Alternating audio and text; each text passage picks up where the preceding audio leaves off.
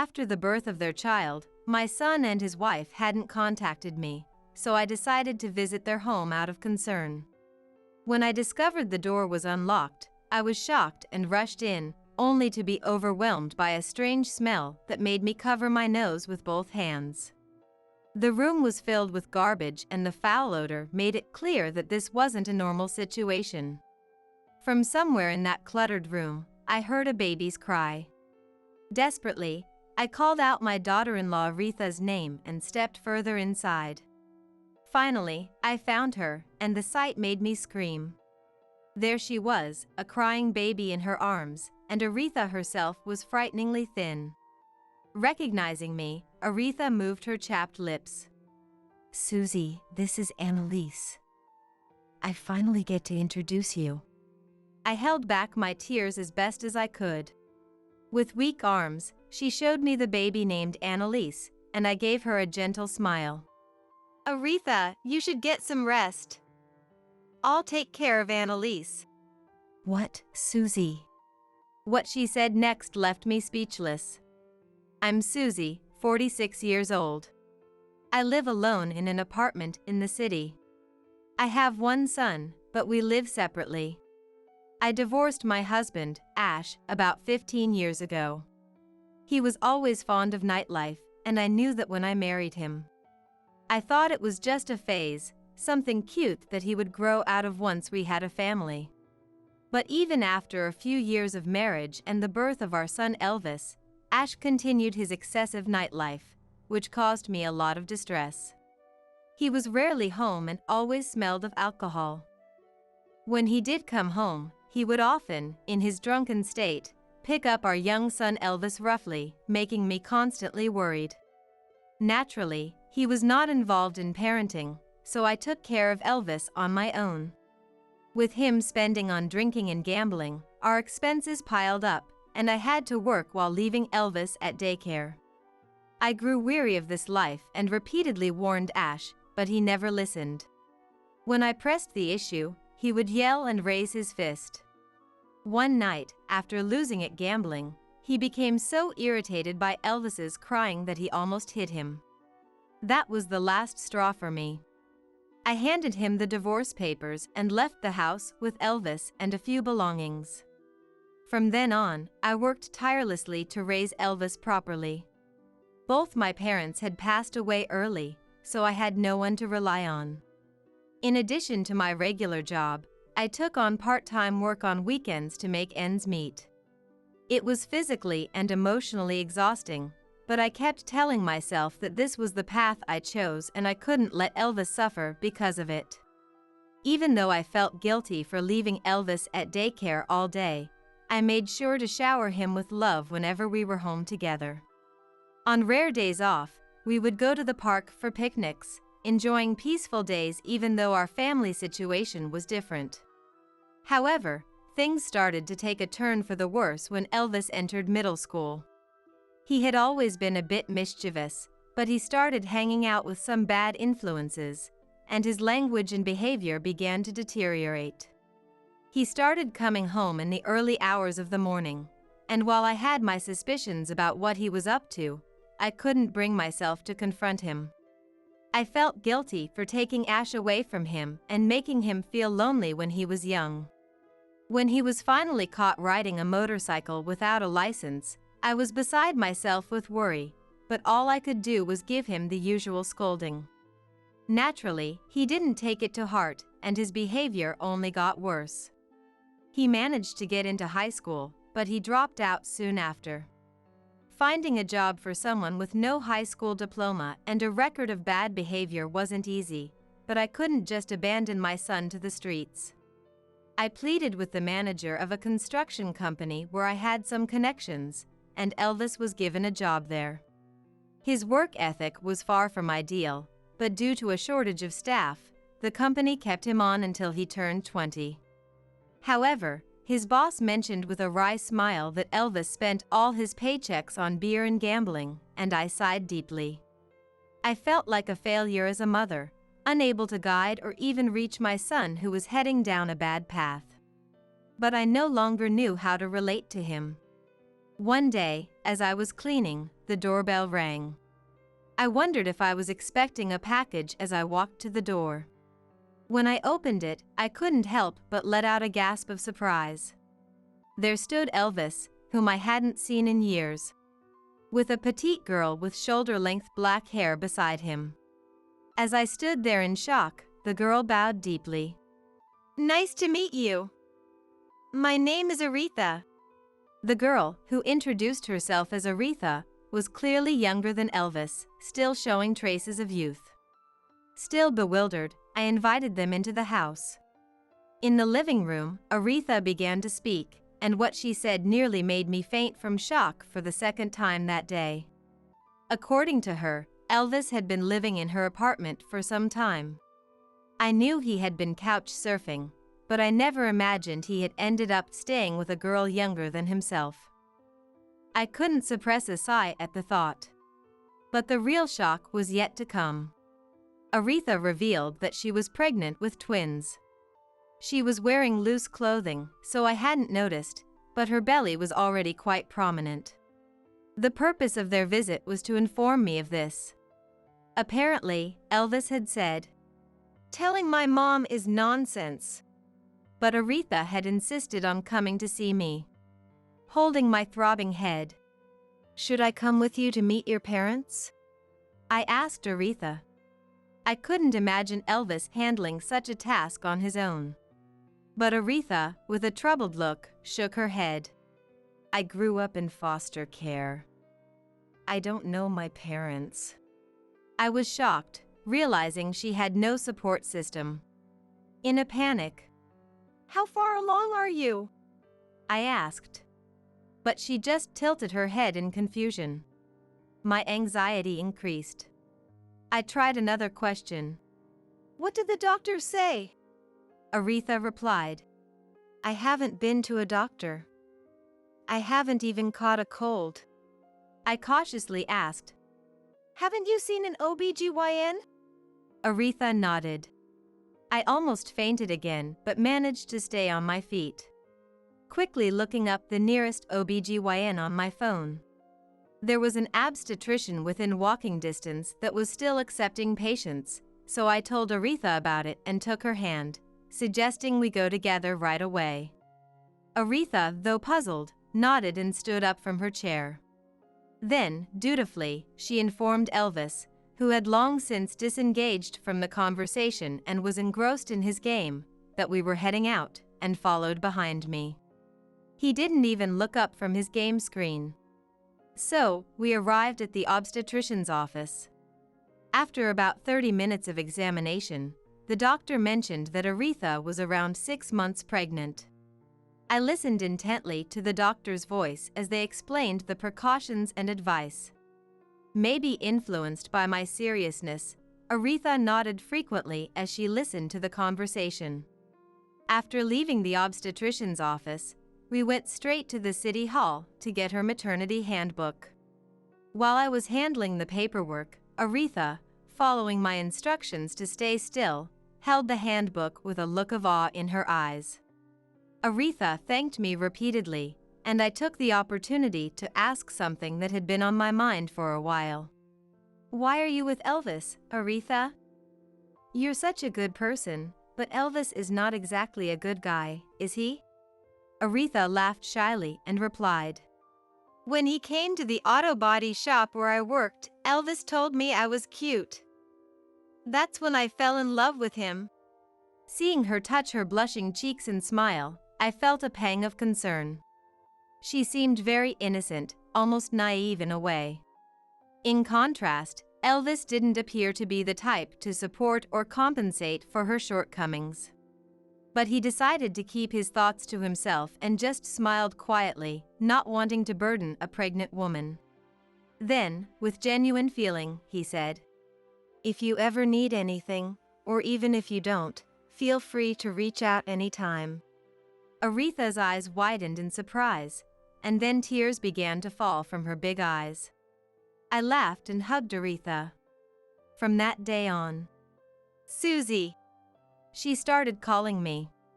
Aretha and I would occasionally meet up to go shopping or have tea together. She had been working at a body shop after leaving the facility, but she was on leave due to severe morning sickness. She mentioned that Elvis was contributing some money, which was a relief. Still, it was clear they weren't living comfortably, and I often ended up buying maternity items that were quite expensive. Whenever Aretha hesitated and seemed apologetic, "I'm just excited about having a grandchild. Please don't worry," I would always say. Aretha would then smile happily and gently stroke her belly. In fact, I was very happy with the current situation, having someone like a daughter and expecting a grandchild. I had my reservations about Elvis doing nothing, but I tried not to dwell on it. I never imagined it would lead to an irreversible situation later. As Aretha's due date approached, I threw my back out at my part-time job. I reassured a worried Aretha over the phone and managed to spend about a week at home, but the pain wouldn't subside. When I finally went to the hospital, they advised hospitalization since I lived alone, even though surgery wasn't necessary. Having reached my limit enduring the pain alone, I agreed to their suggestion. So, I spent nearly a month bedridden, waiting for the pain to ease. Even during those painful, bedridden days, I was deeply concerned about. It's still about Aretha. I had planned to be there for her delivery, but that was now impossible, and I couldn't take her out for fresh air anymore. I was constantly frustrated with my body not cooperating, feeling restless and helpless. One day, I received a notification of a message that made me forget my back pain and leap up. It was from Aretha, saying she had given birth safely, and both she and the baby were healthy. Tears of joy streamed down my face as I replied. Since we were both in the hospital, it was hard to talk on the phone, but her cheerful message made me very happy. However, from that day on, I suddenly stopped hearing from her. Naturally, there was no word from Elvis, and I couldn't reach them no matter how hard I tried. Worried sick, I headed straight to her apartment after my discharge. I walked to her room, a familiar path, and rang the doorbell. But no one answered, and my expression grew more and more anxious. I rang the doorbell again, but still no response. I reached for the doorknob, muttering in shock, "It's open." I quickly opened the door and rushed inside. But I immediately stopped and covered my nose with both hands. A strong, foul odor permeated the room. Just from looking around the entrance, it was clear that the house was far from normal, with an unusual amount of trash everywhere. And above all, the piercing cry of the baby. Desperately, I called out Aretha's name and stepped into the room. Finally, I spotted her, and I screamed. There she was, a crying baby and a gaunt Aretha. Her arms, holding the baby, were so thin they seemed barely capable of supporting the child. Her cheeks were hollow, and the once youthful and cute her was unrecognizable. I rushed to her side, nearly tripping in my haste. Aretha acknowledged me, her chapped lips moving slightly. "Susie, this is Annalise. I finally got to introduce you." I held back my tears that threatened to overflow. With a weak arm, she showed me the child named Annalise, and I smiled gently at her. "Thank you for letting me meet Annalise. I'll take care of Annalise. Why don't you eat something?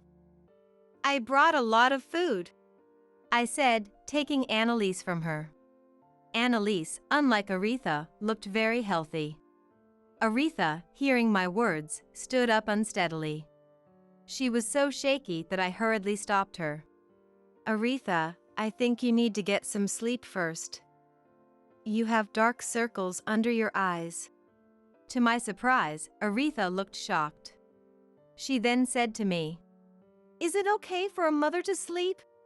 I was at a loss for words. For now, I had Aretha hold Annalise once more, laid out a futon, then took Annalise back and guided Aretha to the bedding. Annalise looked up at me quietly. "Good girl," I cooed, soothing Annalise.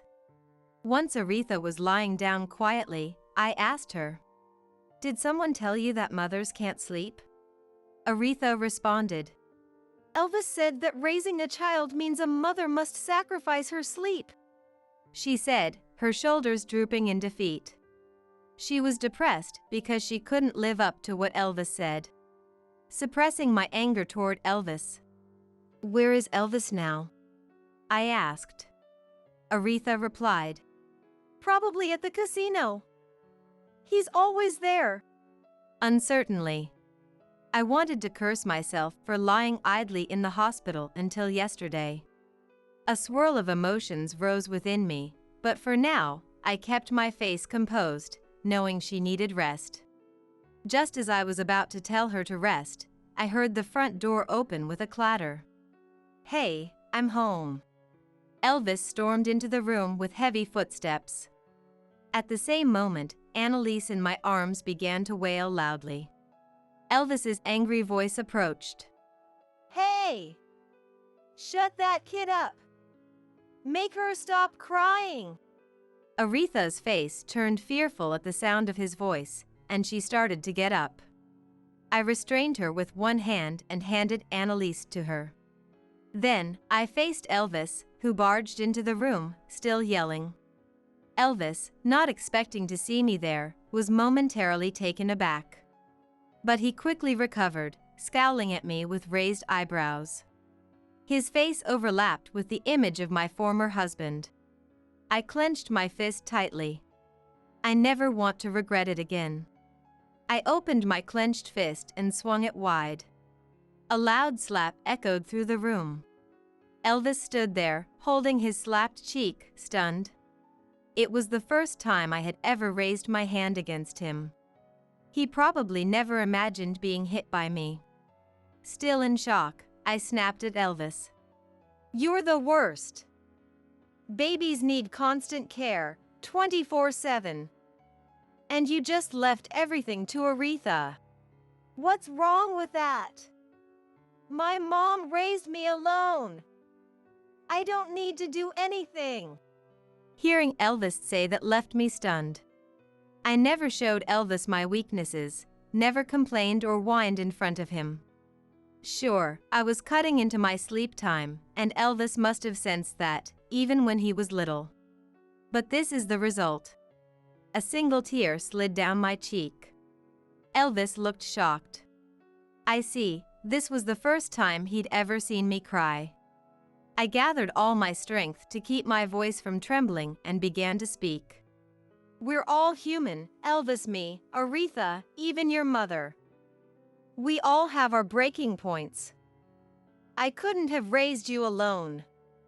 I relied on the help of neighbors and daycare staff to get by."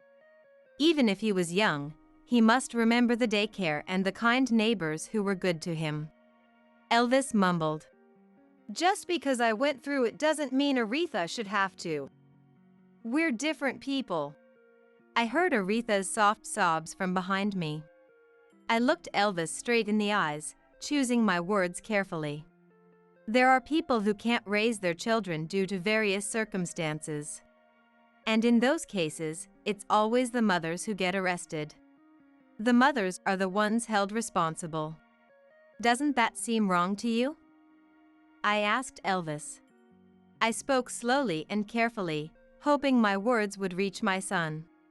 "Why should only the mother bear the responsibility for the children we both brought into this world? You, as a father, have equal responsibility. You need to find a way to fulfill your obligations." With that, I turned and asked Aretha if she could stand.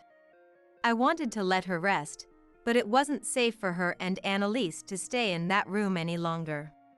Aretha wiped her tears and nodded, so I picked up Annalise and led her out of the room. Elvis was still frozen in place. We went back to my apartment. "You can live here from now on. We can buy whatever you need. You don't have to go back to that room." Aretha gave a small nod. Later, Aretha told me that since Annalise was born, Elvis had stopped contributing his paycheck to the household. Instead, He spent his nights out with friends and gambling. Not only that, but he had also made Aretha co-sign for numerous loans, piling up debt after debt. Even though he was my own flesh and blood, I couldn't ignore his actions any longer. I decided to report him to the police for abandoning Annalise. The police told me that if it was true, he would likely be arrested for neglecting his duties as a guardian. Elvis must have realized the gravity of the situation when the police came to question him. He tried to call me, but I didn't answer. I also went to see his boss in person. I explained the situation and asked him to. I spoiled him. Please treat him as the adult he is and hold him accountable.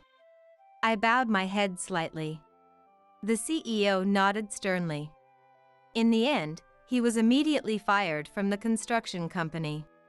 And finally, a few days later, he was arrested by the police. It's still unclear whether he will be prosecuted or not, but I hope he fully realizes the gravity of what he has done. Aretha began living with Annalise and me, gradually regaining her health. I explained to Aretha that raising a child is not something one should struggle with alone and that mothers also need to rest. We talked about how we would raise Annalise together, ensuring her happiness. Today, Aretha and Annalise are running around the park with smiles so bright they could light up the sky. Annalise, with her short legs, toddles toward the sandbox. Aretha's gentle expression as she watches is illuminated by the warm sunlight. As I observe this heartwarming scene, I reflect on my own role as a parent. I had kept turning a blind eye because I didn't know how to engage, and this led to the current outcome. What does it mean to be responsible as a parent? What is a parent's role? As I ponder these questions, I also begin to feel respect and gratitude for my parents, who raised me. My parents were kind, but also corrected me when necessary. I now think that I need to face Elvis properly once more in the future. For now, I plan to visit my parents' grave to express my gratitude and inform them about the new family I've found. Engaging in physical intimacy here feels great, doesn't it? Yeah. But Mary really is oblivious, isn't she? Totally. To think she hasn't realized what's going on between her husband and her sister. Laughter from the two of them followed. I stood in front of the room, fists clenched. I wanted to burst in and confront them, both naked. While I was thinking this, my sister Emma's voice gradually faded. It gradually turned into a whisper between them, and before long, her sweet voice echoed. I had reached my limit of patience. What are you doing in my bed? A rage I couldn't vocalize rose within me, and I quietly left the area to avoid making noise. Maybe I am dense. But I had a hunch about my husband's infidelity. I was afraid to acknowledge that he was cheating, so I did nothing. But being presented with undeniable proof woke me up. They shouldn't be forgiven. If I ran away now, it would stay this way forever. I didn't want to be looked down upon by anyone anymore. I decided to take revenge on them for myself. Thinking this, I quietly entered the living room. My name is Mary. I'm 27 and a preschool teacher. It's a tough job, but I've always dreamed of doing it and don't plan to quit. However, my husband Tom wants me to quit my job. The reason being, it's embarrassing, apparently. Since I'm earning, there's no need for you to work. He works at a food processing company owned by my father. He's a university graduate and a rising star in the company. Yet, he's embarrassed that his wife works and fears being mocked by his college friends. That seems to be his thought.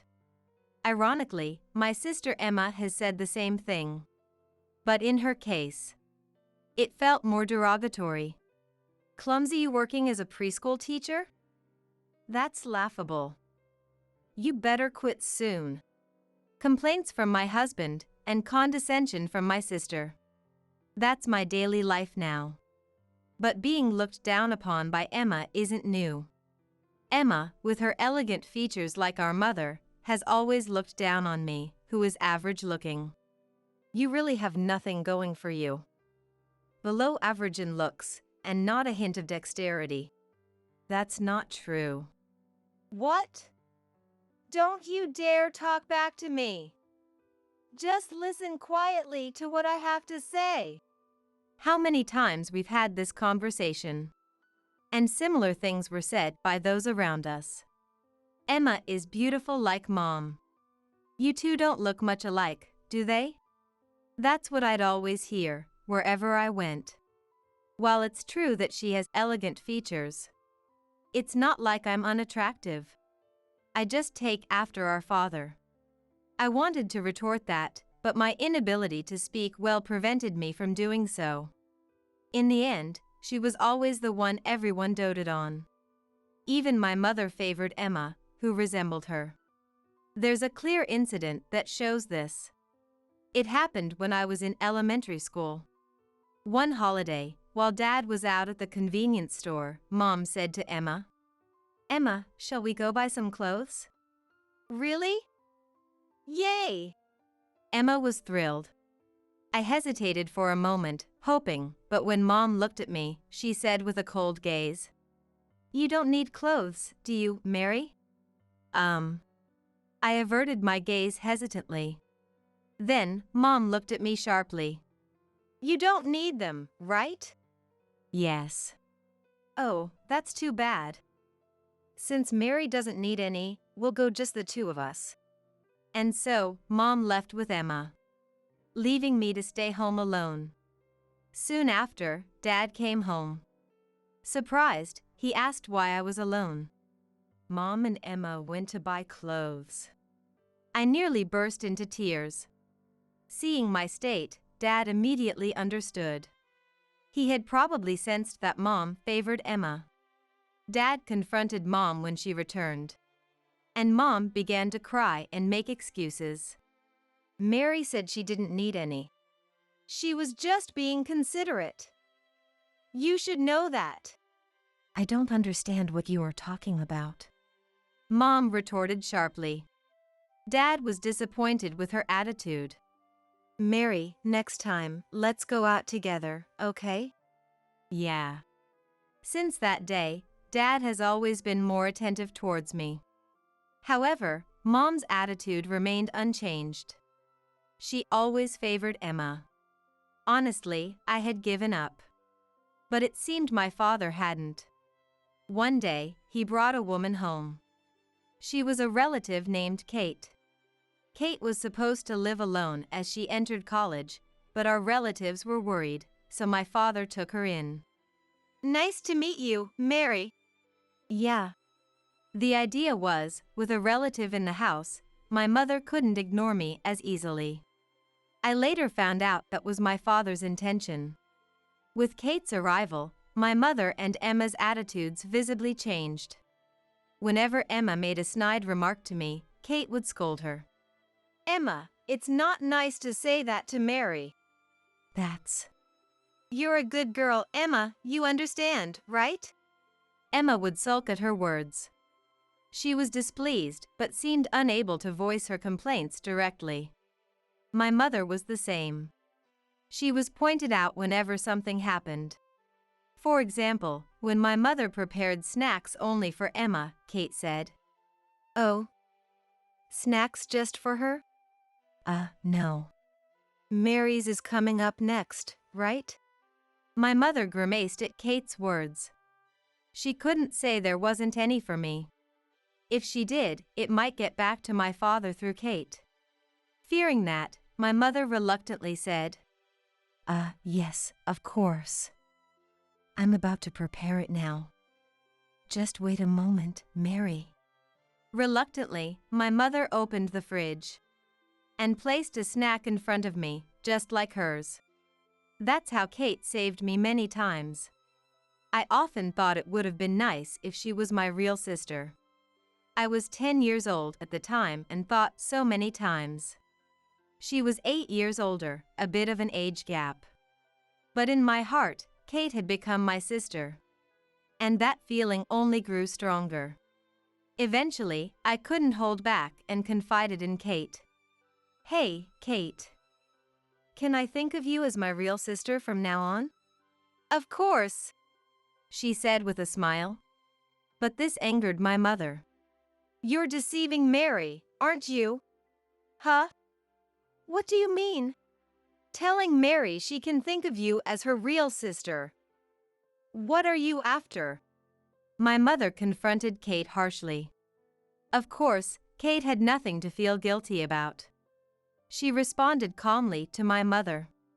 But the situation turned when my mother said, "Kate, you're having an affair with my husband." "What? That's not true at all. Don't lie. You're Joe's mistress. That's why you, trying to make Mary your own daughter."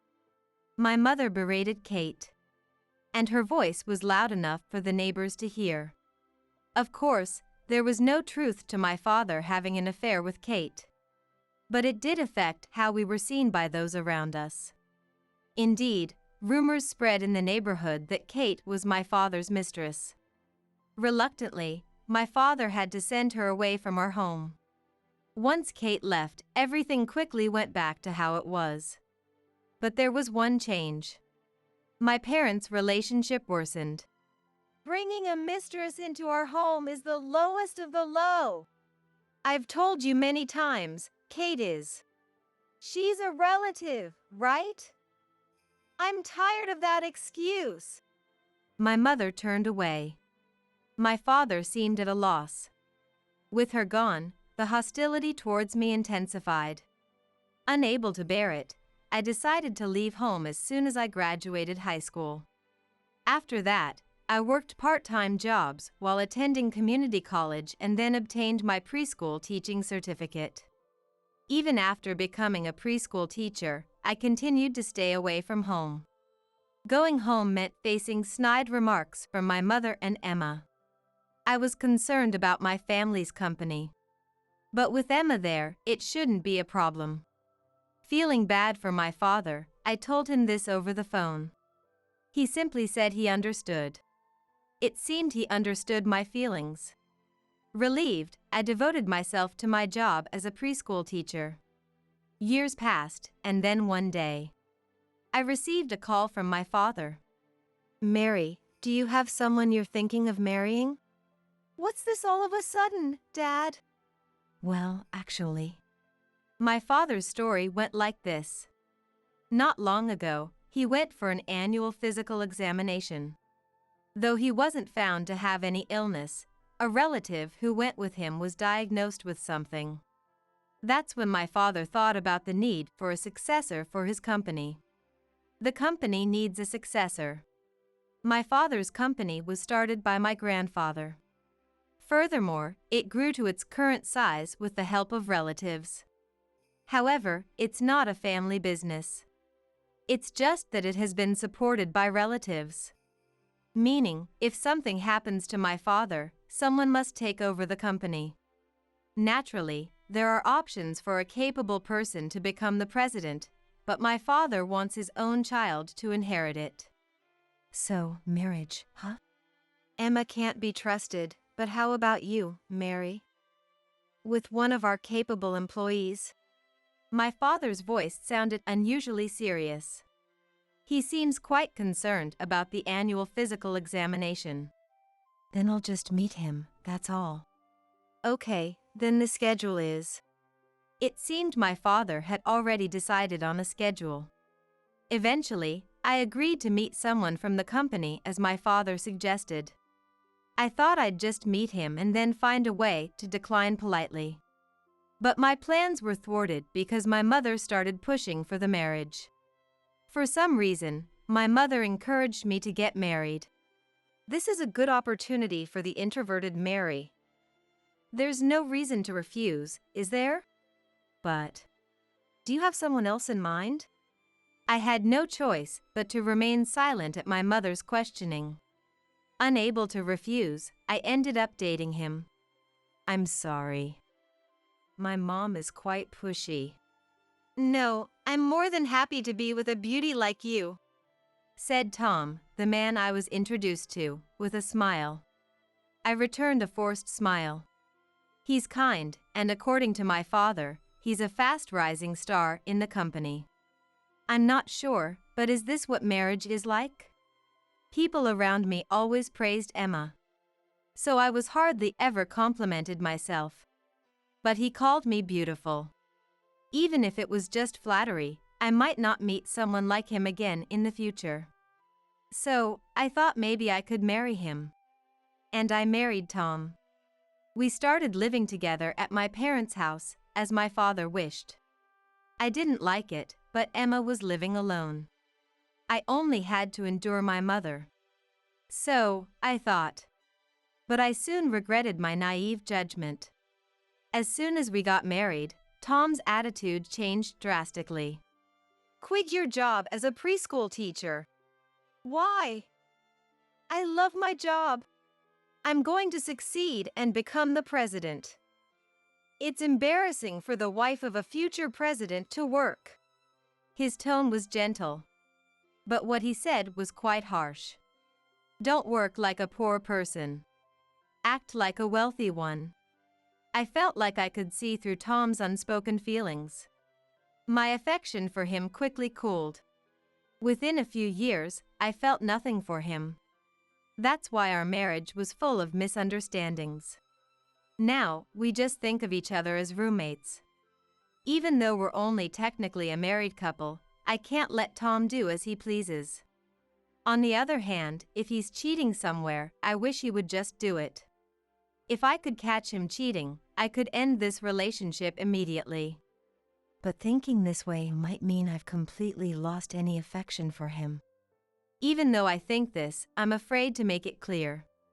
I was caught between these conflicting feelings. In fact, he would sneak out occasionally. If I investigated his behavior, I'm sure I'd catch him. Yet, I did nothing. On a certain holiday, I decided to go out in the morning to buy things for the child care center's play. I'll be back by the evening. What about your dad and mom? Dad's working on his day off. Mom went out shopping with a friend. I was sure because I saw them off. When I said that, he nodded reluctantly. So, it's just me then. That's right.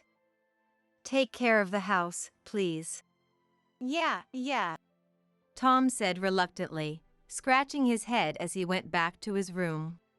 I left the house, wondering if it was okay.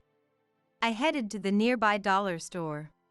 First, I filled my basket with the necessary items while looking at the notes on my smartphone. After I finished shopping, I casually put my hand in my pocket. That's when I realized. The wallet that was supposed to be there was missing. Wait, my wallet? Did I drop it? I stopped myself as I realized. I had left it on the living room table. Thinking I made a mistake, I put the items back and hurried home. As I unlocked the front door, strange voices could be heard from inside. It seemed like a woman's voice. Wait. The only one home should be Tom, right? I headed towards the source of the voices. It was our bedroom. Why from the bedroom? I wondered as the woman's voice became clearer. Mary isn't coming back until the evening? I immediately covered my mouth, realizing it was Emma's voice. Tom's voice followed. She went to buy things for the play.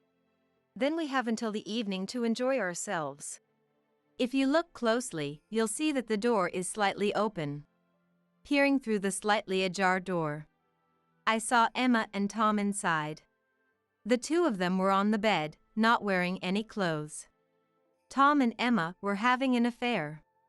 As I came to that realization, he said, "Engaging in physical intimacy here is quite something, isn't it?" Indeed. But Mary is really oblivious, isn't she? Absolutely. She still hasn't realized what's going on between her husband and her sister. Their laughter followed. I stood in front of the room, fists clenched. I wanted to burst in and confront them, both naked. As I thought this, Emma's voice gradually faded. It turned into whispers, and soon her sweet voice filled the air. I had reached my limit of patience. "What are you doing in my bed?" A rage I couldn't vocalize rose within me. And I quietly left the area to avoid making noise. Maybe I am dense, but I had a hunch about his infidelity. I was afraid to acknowledge he was cheating, so I did nothing. But being presented with undeniable proof woke me up. Tom and the detestable Emma shouldn't be forgiven. If I ran away now, it would stay this way forever. I didn't want to be looked down upon by anyone anymore. I decided to take revenge on them for myself. Thinking this, I quietly entered the living room. The family computer was in the living room. I really wanted to use my own computer. But my computer was in the bedroom. Since Tom and Emma were there, I couldn't go inside. I can do at least this much, I murmured as I took the webcam in my hand. With it, I went up to the bedroom door and pointed the camera inside through the gap, then hurried back to the living room. I turned on the computer and connected it to the webcam wirelessly. At the same time, I sent a message to someone. Then, like a web conference, I streamed the camera footage to that person. "Can you see it?" I asked using the computer's microphone. An immediate response came back. "I can see it, perfectly." The reply came from Kate. Yes, I had contacted her. After Kate left the house, I felt quite lonely and depressed. Seeing this, my father set up a computer so I could keep in touch with her. Since then, I frequently communicated with her. It was like having a web conference, as my father put it. In any case, connecting with her was easy. Emma and Tom are in the midst of an affair. Kate, can I live stream this? Of course. I'll record it for you, too. Kate had graduated from university and worked in computer-related fields. She mentioned something about IoT solutions. This kind of task was easy for her. How much time had passed? Suddenly, there was a loud noise. Ouch! What's this? What happened? Something weird at the entrance. Finally, she noticed. As I thought this, Emma's loud voice echoed. What? A camera! Footsteps hurriedly approached. Soon after, she burst into the living room. Finding me, she tried to fix her partially removed clothes and yelled, "This is your doing! What is this?" "It's a webcam." "You were spying on us! Enough already! You're the worst!" Emma slammed the webcam to the floor. "The worst one is you," I retorted while thinking. "If you break it, you're paying for it. It's quite expensive, you know." Shut up! More importantly, why you are here? "Unlike you, I live here," I answered nonchalantly. But Emma seemed infuriated by my attitude. "That's not what I mean. You know that." She raised her voice. I replied indifferently. "I just answered your question." "But you're prepared, aren't you?" Eh? Why are you acting all high and mighty? Emma screamed, and finally, Tom showed up. He looked at Emma and smirked nastily. "Ah, you were here. Mary, did you finish shopping?" "Not yet. I had to go back for my wallet, and when I did, I caught you two engaging in physical intimacy." Peeking, huh? Nice hobby. I can't see the humor in this situation. That's why I said to him, "Think it's funny? You do realize what happens if you cheat, right?" "Nothing will happen. No one's going to listen to you anyway," Tom said with a scoff. "Why do you think that?" "Because Emma is here, and so is your mom. They're on our side. I see. That's how it is. But this time, we have evidence. So, no matter what Mom says, it can't be overturned. Thinking this, I quietly stood up and declared to Tom, "Tom, I'm divorcing you. Just now, I got the perfect evidence." "Huh? You think you can divorce? Try it if you can." He doesn't seem to grasp the situation. Sighing, I turned to Emma. "I'll be demanding compensation from you." "Compensation? From me? For being the other woman?" As I raised my voice, Emma looked sulky. Frowning, she glared at me harshly. "Don't act all high and mighty when you can't do anything. Just quietly listen to us." "Sorry, but I'm an adult. I won't listen to Emma or Mom anymore." I grabbed the wallet from the table and slipped past them, heading straight for the door. Tom followed me. "Where are you going?" "I'm leaving. I don't want to stay here anymore." "I get it. Mary, you have someone else, right? Going to his place, aren't you?" I was astonished. What a wild imagination. Perhaps, because he was cheating, he thought I was too. Regardless, I looked at Tom sternly and retorted, "I got evidence of the cheating. There's no need for me to stay any longer." After stating this unilaterally, I went outside. "Wait! We're not done talking. The talk is over.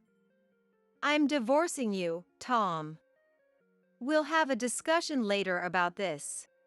I shouted over his voice and slammed the door with force. Heading to Kate's house next. Kate lives alone, about a 30-minute drive away. Since she's not married, she might welcome me even on short notice. With that hope, I rang Kate's doorbell. Kate immediately came out. Seeing my face, she hugged me without asking why. I was so relieved that I cried without caring who saw. Once I calmed down, Kate let me into her room. "Are you okay? Have you calmed down?" "Yeah.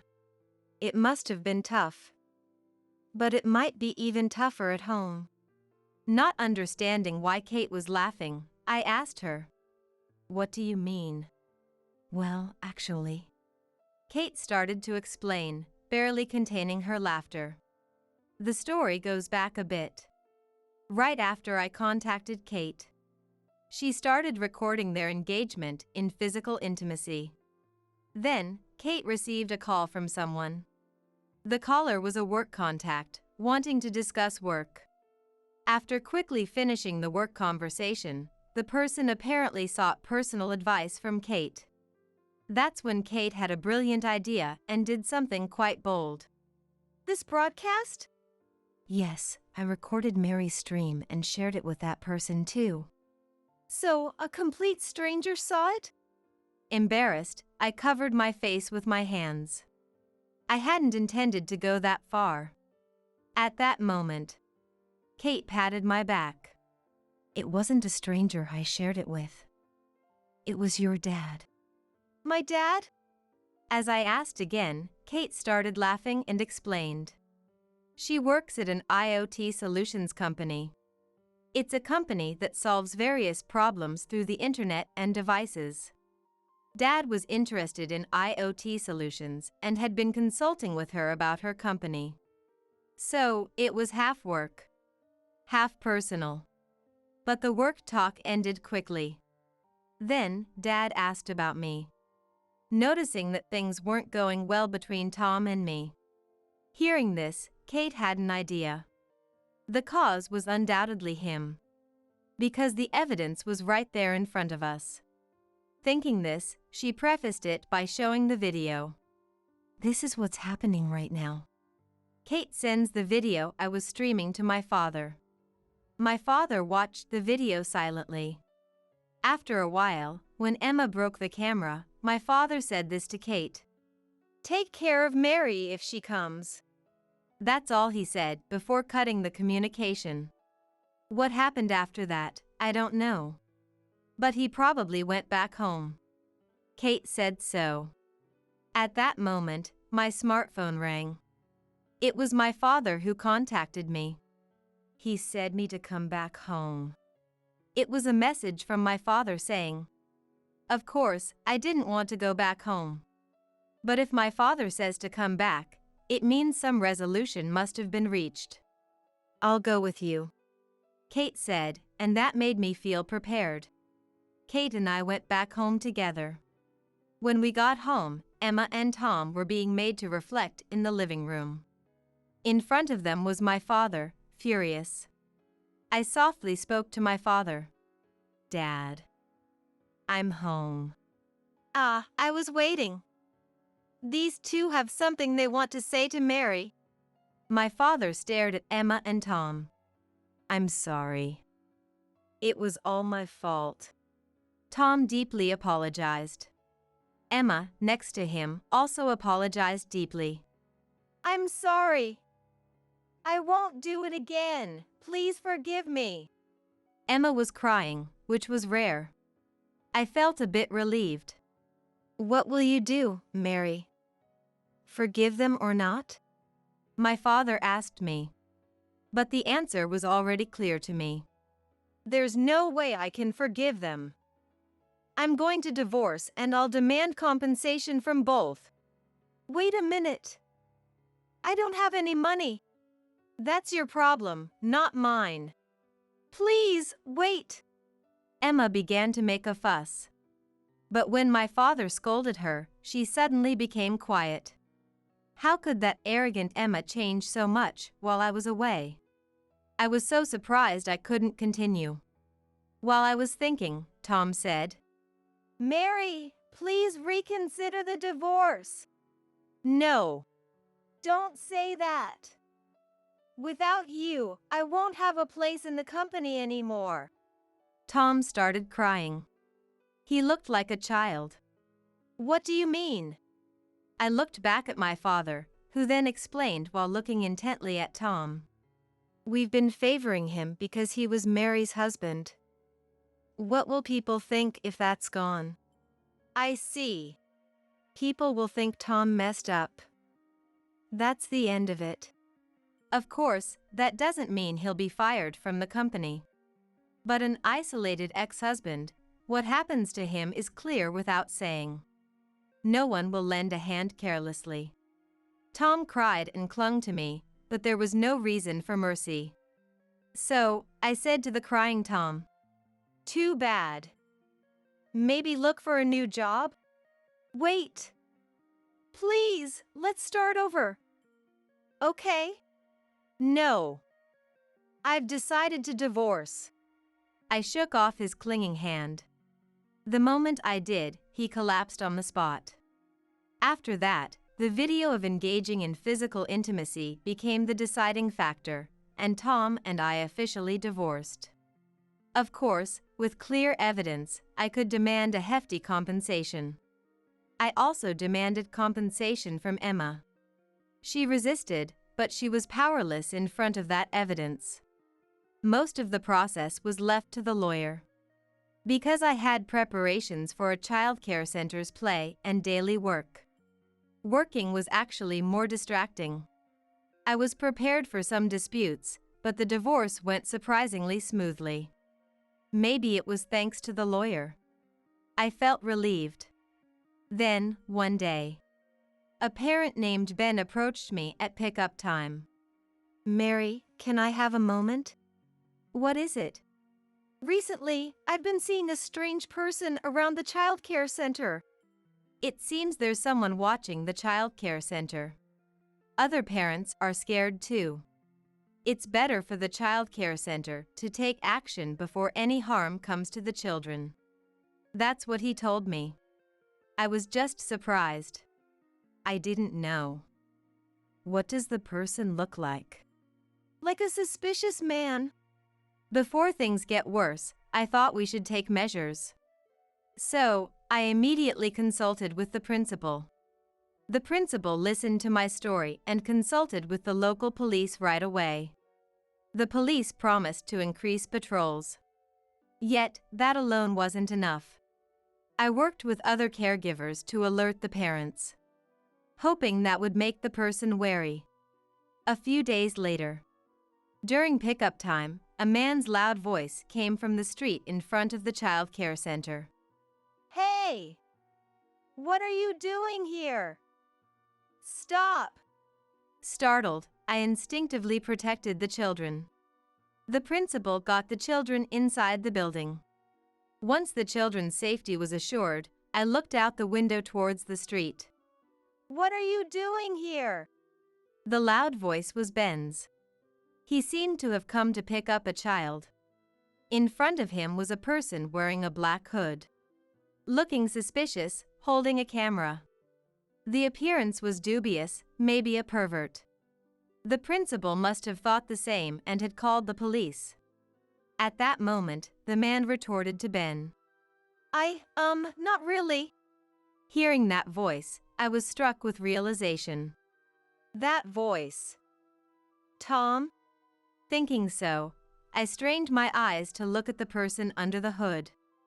A glimpse of the face visible through the hood gap was clearly Tom. Why is he here? By the time I thought that, I had already rushed out. Noticing me, Ben moved to shield me. At that moment, the hooded person shouted, So you were cheating after all? Is he the one? The hooded person, Tom, was raising his voice at me. Ben was dumbfounded by the situation. Then he quietly asked me, Do you know this person? Astonished that he was the suspicious person. Momentarily deflated, Tom raised his voice again. That man is your affair partner. Tom was pointing at Ben. I retorted in disbelief. What are you talking about? This person is a parent of a child who attends the child care center. Don't lie. I heard it from your mom. Mary, you're having an affair with a parent, aren't you? In front of me, he started to rant unilaterally. It was right after the divorce. Desperate to reconcile, Tom had consulted my mother. Then she told him I was having an affair with a parent of a child attending the child care center. Finding that affair partner would reconcile the two of us. Their affair was just an act. She convinced him that way and promised. I was dumbfounded by how such a story came about and couldn't say anything. Then, a loud siren sounded, and several police cars arrived. What's this? Just stay calm. Ben caught Tom as he tried to flee in panic. Tom struggled and shouted, Let go! Mary, do you know this person? Ben asked again. I shook my head and answered, Ben, you're a police officer, right? Please take this suspicious person away. With a cold statement, he was surprised. Eventually, Tom was taken away by the police. Later, I heard he was released after receiving a warning from the police. Whether he was truly all right after that is debatable. In fact, many children started crying when he was found. Naturally, no parent would forgive this. Indeed, one parent filed a complaint against him for traumatizing their child. Whether compensation was awarded is uncertain. But it certainly added insult to injury for Tom. Seeing the situation gravely, my father fired him. He even ordered that part of the severance pay be used to compensate the parents. He could not ignore his father's command. Everything was recorded on video. Some of it was even broadcast on a video site. In the end, he had no choice but to ask for the video's removal as a condition for reconciliation. Tom, now jobless, seems to be living by working part-time jobs at night. The mother who incited Tom had a huge fight with my father. It seems she wanted to help Emma. Learning this, my father was furious.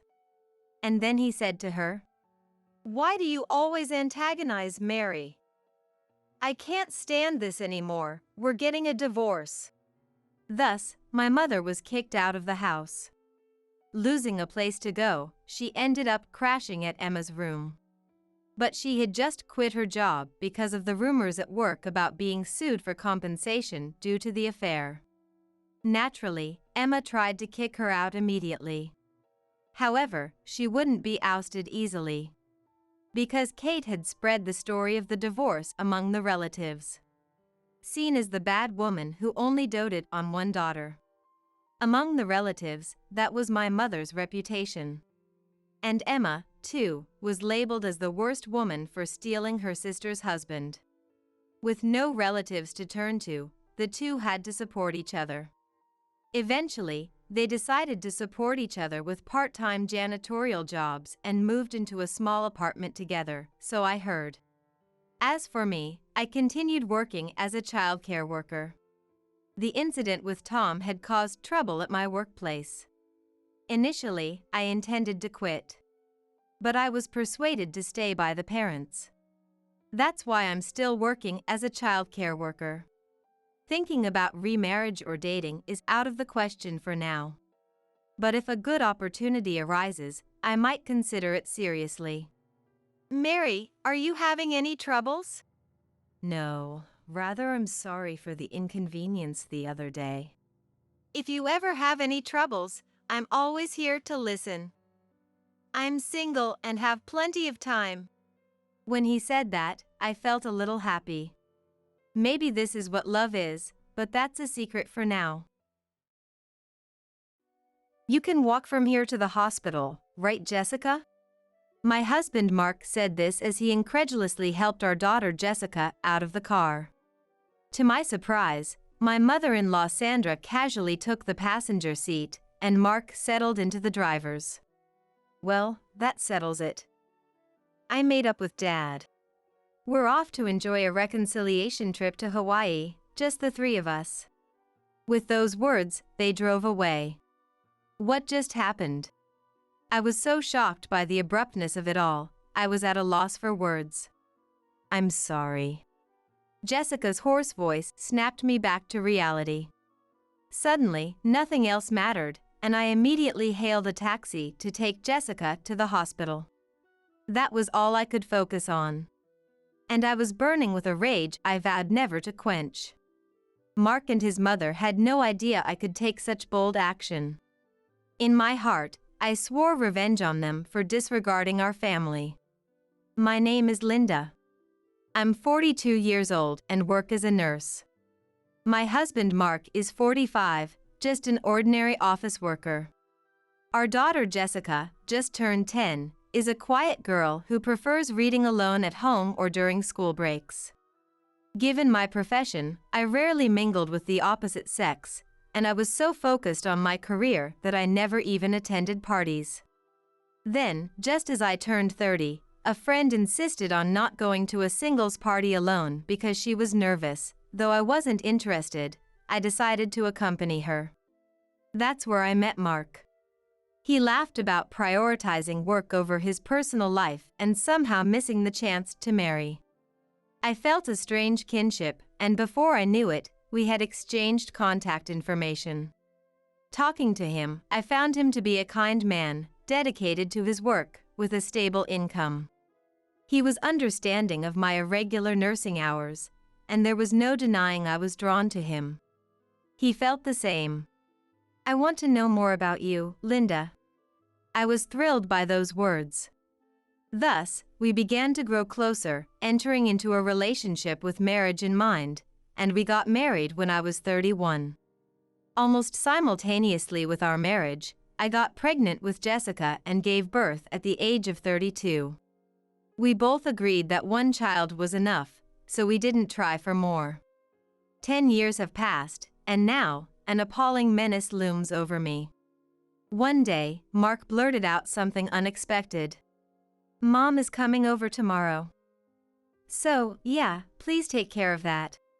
His sudden declaration of cohabitation left me reeling. What do you mean?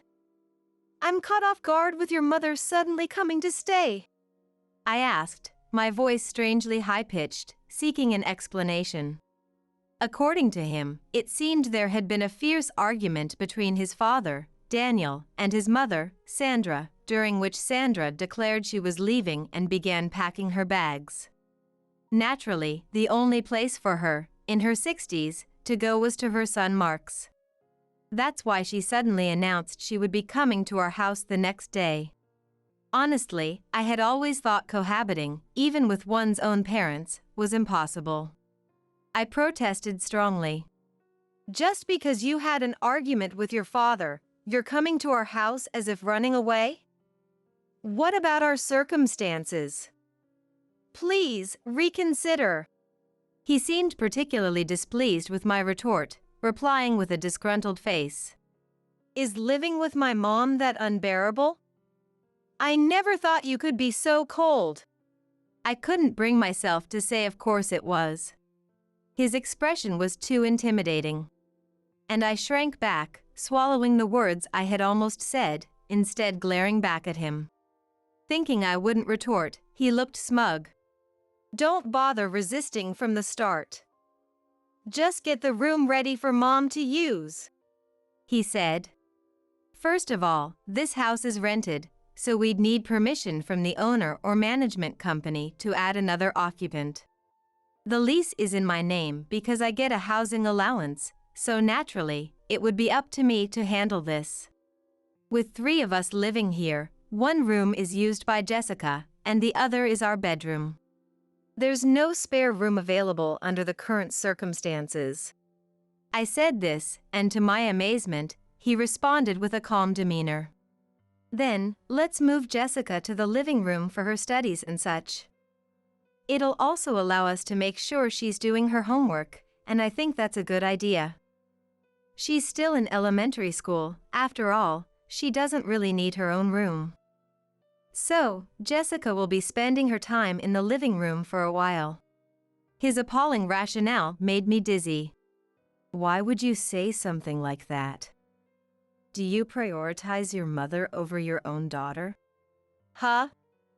I didn't exactly say that, but I do owe a lot to Mom for raising me. So, that's the situation, he said as if it were the most natural thing. Despite my protests, his mind was made up. As soon as Jessica returned, your room will be Grandma's from now on. So, start cleaning it out right away, he told her.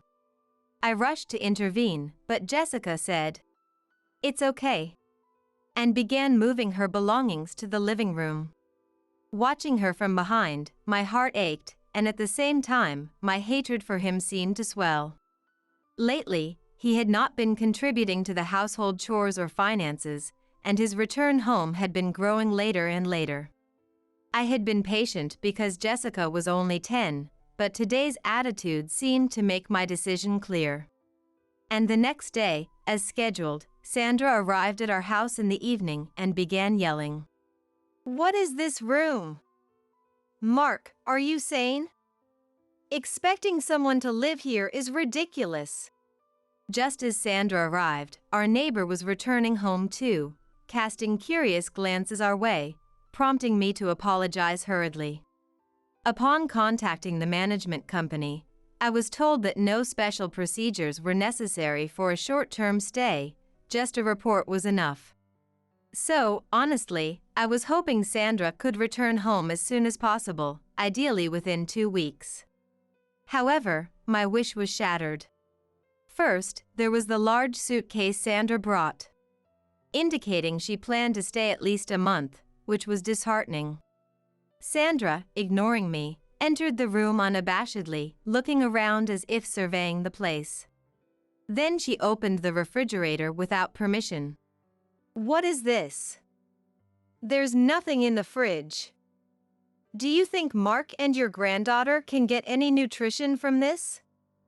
Linda, you're really useless, was her immediate criticism. I was planning to go grocery shopping today, but Sandra's sudden arrival meant I had to clean up right after work, leaving no time to shop. Should I order delivery in such cases?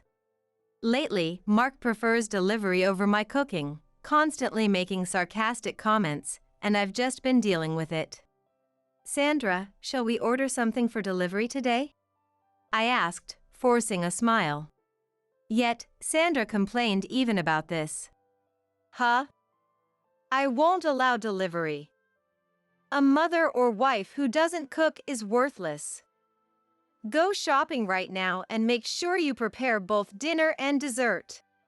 After saying this, she threw her purse at me and slammed the door shut.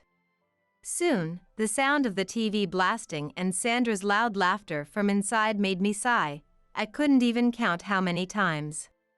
An hour later, after shopping, I returned and was shocked to see the living room. Jessica had come home while I was out and was doing her homework in the living room, with Sandra watching over her like a demon. Whenever she made a mistake, That's not right. or How can you not understand? Such a useless child. I wonder who she takes after. she would shout. I hurriedly intervened. She just started learning this recently. Besides, elementary schools now teach foreign languages and programming. It's wrong to judge by old values. I defended her, but Sandra, uninterested in my words, said, If only she were more like her intelligent father. implying a derogatory view of both Jessica and me. Seeing Jessica's downcast face, I quickly reassured her. It's okay, Jessica. You just go at your own pace. While saying this, I glared sternly at Sandra. However, she wasn't listening and, upset by my retort, she started snacking on her own. Then, a week after her arrival, my frustration was about to explode. I complained to Mark. I can't take this anymore. Do something about Sandra. It's one thing for me to be criticized, but it's unfair to Jessica. Mark replied with an annoyed tone. What? Don't act so high and mighty when you're getting help with the housework. It's Jessica's fault for not being able to study, right? Like her not-so-smart mother, Jessica is the real victim here. I was furious and couldn't hold back any longer. Usually, I would end the conversation to avoid trouble, but hearing Jessica being spoken about like that hurt me as a mother. And Sandra only acted kind to me in front of Mark. When I was busy, she'd approach with a laugh. Sit down and have some tea, Linda. I'll take care of the rest. Pretending to do the housework. But in reality, doing nothing, leaving everything to me. Despite this, Mark was oblivious. Thinking Sandra was helping me. I confronted Mark with my accumulated frustrations. So, your priority is not Jessica but your mother. You're okay with your daughter being unfairly criticized by Sandra? I couldn't stand it if my mother did that. He taunted me with a laugh. Yeah. Mom is always right. Well, unlike me, who graduated from college, you only finished nursing school. It's no wonder Jessica can't do well in studies or sports. Poor her. I felt something snap inside me, but instead of getting angry, Right, understood. I laughed it off. A month later, Jessica, who usually wakes up early even on weekends, was still wrapped in her blanket, not getting up. When I asked her, I feel sick, she said. Recalling a recent outbreak at school, I checked her temperature 102 degrees Fahrenheit. Rushing to tell Mark, I found him preparing to leave. Shocked, I froze, and he said as if it were obvious. Oh, I forgot to tell you. I'm going to Hawaii with Dad and Mom. I had never heard such plans, but at that moment, I didn't care. Usually, Mark commutes by train, so the only car we have is mine. Ignoring Mark, I was about to take Jessica to the hospital open on weekends, when Mark and Sandra approached, dragging their suitcases. And then said something unbelievable. You can walk from here to the hospital, right, Jessica? Mark said this as he incredulously helped Jessica out of the car. To my surprise, Sandra casually took the passenger seat, and Mark sat down in the driver's seat. Well, that's how it is. We've made up with Daniel, so we're off to enjoy a family trip to Hawaii, just the three of us. And with those words, they drove off. Stunned by the sudden turn of events. I'm sorry. I was brought back to reality when Jessica said in a hoarse voice. Suddenly, nothing else mattered, and I immediately hailed a taxi to take Jessica to the hospital. That was all I could focus on. And I was burning with a rage I vowed never to quench. Mark and his mother had no idea I could take such bold action. I cursed them in my heart for disregarding our family like this. 2.5 hours later, my phone was buzzing persistently with calls from Mark. I didn't want to answer, but ignoring it wouldn't change anything. So, with a heavy sigh, I answered the phone. Before I could speak, Mark screamed in a voice close to a shriek. Help me! It turned out they had a single-car accident on the way to the airport. My car is a manual transmission. Mark had practiced driving it, but I guess he forgot how since he commutes by train. But he couldn't admit he wasn't confident driving an empty car in front of Sandra. Of course, the insurance was set up properly, covering the spouse for driving. So him driving wasn't illegal or anything. Since Mark took the car despite my objections, the accident was his own fault. While I was thinking this, Mark blurted out. We got delayed by the accident handling, and now we're running out of time for our flight. It's your car, so you deal with it. It's all because of this hard-to-drive car. It wastes so much gas, and what's so good about this old car anyway? His complaints sounded like the howling of a defeated dog. Having reached a point of indifference, I replied with a smirk. So what? You knew my car was empty, right? You took it by force. The responsibility for an accident lies with the driver, not the owner. You hit a guardrail, right? Then you'll pay for the car's repairs with your own money. And, of course, for the damage to the guardrail. With that, I hung up. The phone kept ringing persistently, but I was in the hospital. Jessica's condition was different from the epidemic, requiring further tests, which we were waiting for. I had no room to deal with such selfish people. Ignoring the calls, I then heard the notification sound for an email.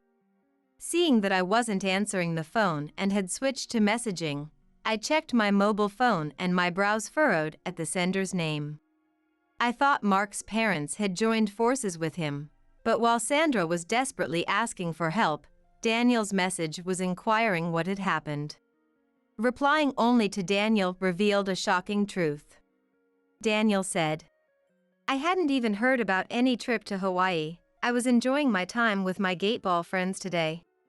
Then Sandra had called him, saying, We had an accident. Come pick us up. But she wouldn't elaborate, only saying, Just come. Thinking it was just a prank for attention, Daniel was surprised to receive a call from Mark asking for help too. Assuming that I and his granddaughter Jessica were involved, he sent a worried email. Why didn't you reply to the two of them and only messaged me? When I called Daniel to ask this, his response was unexpected. Of course. We've been separated recently. Remembering recent events makes me not want to deal with her. Did my wife cause any trouble? Daniel was unaware that she had moved into our house and thought of her antics as mere trouble. I swallowed hard and slowly explained the situation. Sandra is living in our house now. Today, she left with the family, including Daniel, claiming they were going on a peaceful family trip to Hawaii. After explaining the treatment me and Jessica received just before their departure, Daniel fell silent. After a pause, Daniel finally spoke in a voice lower than I'd ever heard. What is that? Unforgivable. Feeling a chill down my spine from his tone. It was 30 minutes later when the doctor finally called to inform me about Jessica's condition. It seems Jessica had acute gastroenteritis. Being told she needed to be hospitalized, I sighed with relief but also felt a strong sense of guilt for the stress I had caused her. A private room was available, so we were allowed to use it. Jessica, how are you feeling? We got a private room, so rest up. Trying to be as cheerful as possible, Jessica looked remorseful and apologized. I'm sorry. It's my fault Mom had to go through this. I'll fall behind in my studies because I'm hospitalized. I'm sorry. I'm sorry.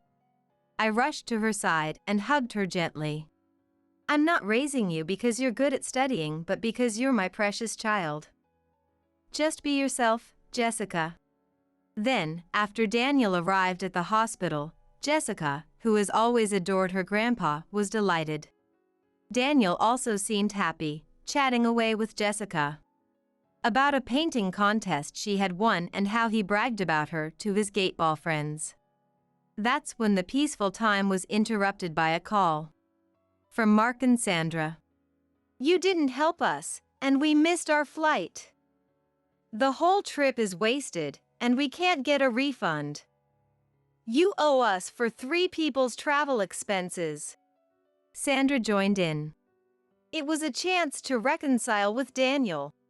She wailed. I was talking outside the hospital, but their voices were so loud that it sounded like they were on speakerphone. Then, Daniel, who had followed me, said, I wasn't invited to any trip to Hawaii. It seems there's another person involved, but it's not Jessica, Linda, or me. Who could it be? Neither of them expected Daniel to be present. They started to panic. Hey, why is Dad with Linda? His voice over the phone sounded faint, as if he had gone pale. Daniel knew they were lying and had specifically contacted me to point this out. Then Sandra began making excuses. It was a lie that we invited Daniel. This trip was just for the 2 of us. So stop prying further. It was as if she was begging to be suspected. I couldn't help but suppress a laugh as I retorted to Sandra's blatant lie. No, what are you talking about? I just checked the reservation site, and it clearly says 3 people. This left them speechless and suddenly silent. Recently, Jessica told me Sandra had been fiddling with my computer while I was away. She didn't know the details, but mentioned Hawaii searches. So, I logged into my travel booking site without much hope and found the reservation for 3, made by Sandra under my name. The payment had already been made with my credit card, as confirmed by the statement. I was the one who suffered financial damage. Yet Mark was complaining about cancellation fees. I also found evidence of the reservation for 3, prompting me to ask who the 3rd person was. Still, Mark continued to deny. Mom must have made a mistake with the number of people. It was really supposed to be for 2. Ah, I see. My response seemed to reassure him, who then sighed with relief. So the trip is canceled, right? Then come to the location I'm about to tell you. We'll discuss what happens next there. With that, I hung up. After speaking to Jessica, we left the hospital and waited at a nearby family restaurant for Daniel and the 2 to arrive. Soon after they appeared, Mark inexplicably became angry. The guardrail damage isn't covered by compulsory insurance, so you should handle it with your insurance. Astonished by his audacity, I snapped back. What? You hit it. It's your fault for being careless, so you should pay for it. What nonsense are you talking about? Glaring fiercely, Mark cringed and stepped back. Then Sandra spoke up. That doesn't matter. So, Linda, what's this talk about? Eager to get to the main point, I was somewhat thankful for Sandra's interjection and confirmed. By the way, the dash cam shows that besides Mom in the passenger seat and Mark in the driver's seat, there was an unknown young woman sitting in the back. The moment I said this, their faces contorted. My car's dash cam is quite advanced, allowing me to check live footage via a mobile app. Of course, I can also review past footage directly on my phone. My car is quite old and valuable, so I've taken substantial security measures in case of theft. Never did I imagine that it would also serve to uncover Mark's affair. So, you lied about going with Sandra and Daniel, planning to bring your mistress instead. Thank you for leaving such clear evidence. Contrary to my smile, their faces turned increasingly pale. They probably thought they could erase the evidence by removing the SD card. I revealed that I had been suspicious of Mark's behavior from the day I doubted his fidelity and had been looking for evidence of his affair. I had planned to confront him with a divorce once I had solid evidence, which was when Sandra started her stay. Then they left for Hawaii, and Jessica came down with a high fever. I was too busy to act, but I had been considering divorcing Mark from the start. Silent, unable to respond, Daniel, who had been quiet, suddenly spoke up. Like parent, like child. Sandra, you're silent because you're also having an affair with a younger man, aren't you? Mark, unaware of this, looked at her in surprise. In front of everyone at the family restaurant, Sandra's face turned red as her affair was exposed. Being seduced by a much younger man at your age and squandering money on him, and you think you're in love? Talk in your sleep. Daniel, usually quiet, showed his deep anger. It seemed the reason she left home was related to this, ultimately her own fault. Yet she had the nerve to blame Daniel and shamelessly move into my house. I looked at Sandra with disdain. I have no interest in meddling in your affairs. But Mark, you will definitely be divorcing me, and naturally, I will have custody. Child support and compensation are given. Plus, you'll be paying for the car repairs from the accident and the Hawaii trip expenses. And, of course, to her as well. At that moment, Mark began apologizing profusely, not caring who was watching. Got it, got it. I'll pay for everything. I'll pay the compensation to her too. Just don't contact her, please. The reason I heard was astonishing. Mark's mistress appears to be the daughter of an important client at his company, and she was unaware that Mark was married. Sandra liked that the mistress came from a wealthy family and had been trying to deepen their relationship by suggesting, "Let's go on a trip together." The naive girl took her seriously and was flattering Mark for driving an old manual car. This was confirmed through the dash cam footage. Flattered by the praise, he crashed into a guardrail due to not paying attention to the road ahead. Daniel and I exchanged looks and chuckled at the absurd cause of the accident. They seemed to have parted ways with the mistress by telling her to just go home for now. And then reached out to me. If it gets out that I was dating the president's daughter under false pretenses, I'm definitely getting fired. Please. I'll do whatever you say. Just don't tell her about it. Come on, we're husband and wife. Shouldn't you at least show some consideration in the end? I was a good husband who supported you. I think I deserve that much. Laughing at his attitude, I responded, "All right. I'll listen to everything you have to say, so don't come back later with 'I'm sorry, please help me' or any pathetic requests, okay? As if I'd beg like that. All right, it's settled then." Thus, it was decided that Mark and I would divorce, and I would demand a certain amount for child support, thus ending our marriage. But the real drama began afterward. What do you mean? she found out about the affair.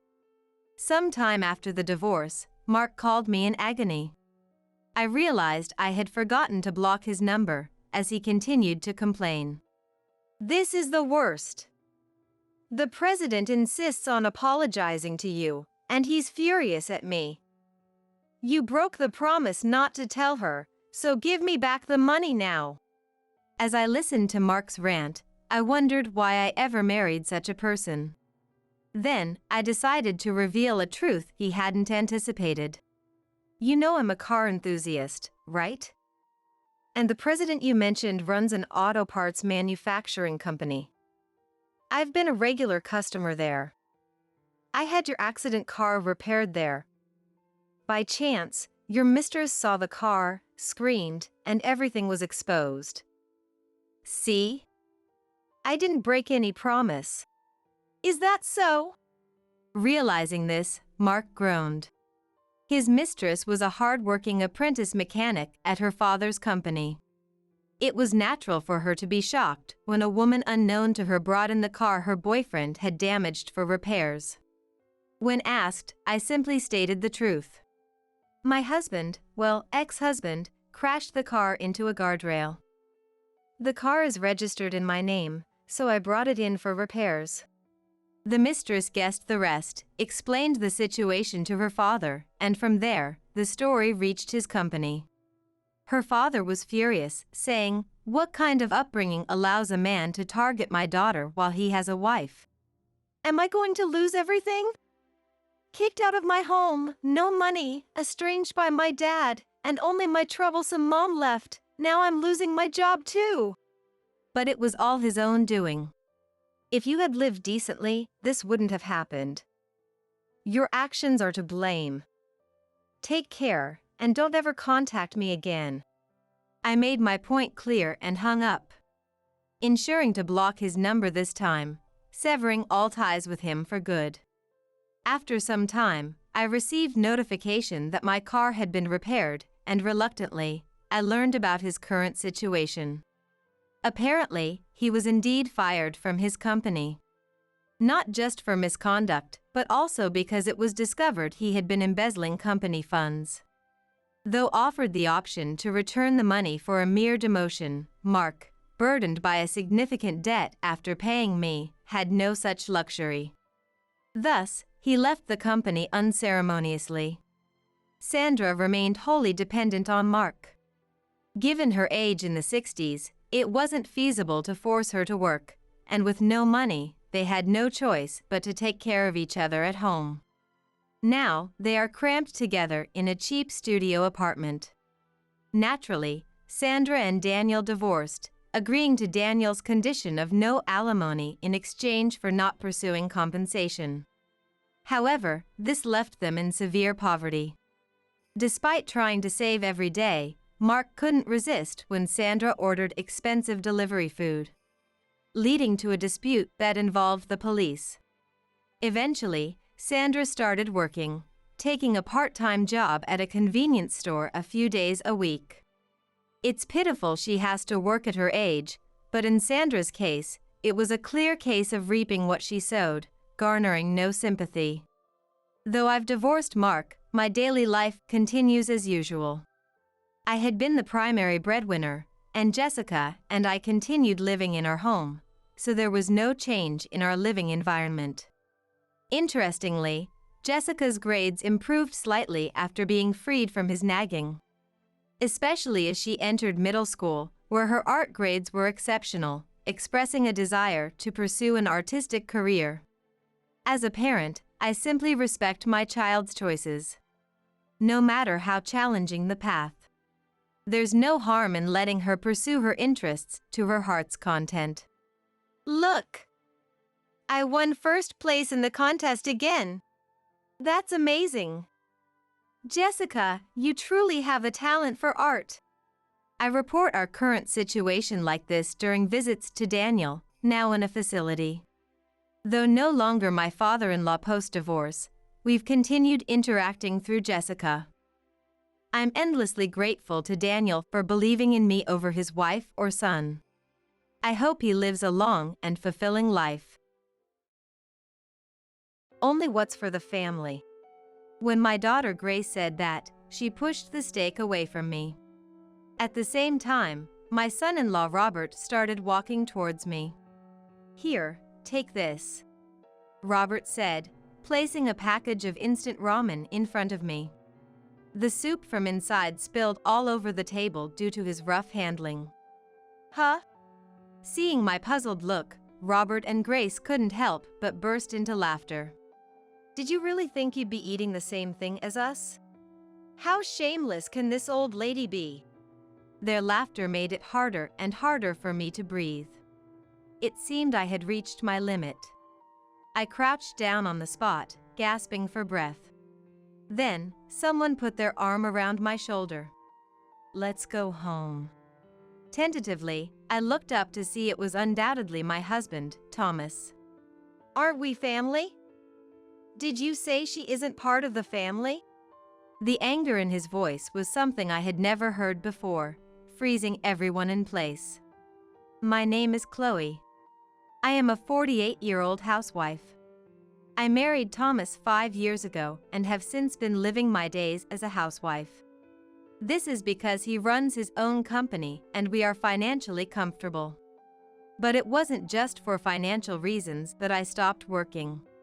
When I met Thomas, I was working as a tutor at a cram school that his daughter Grace attended.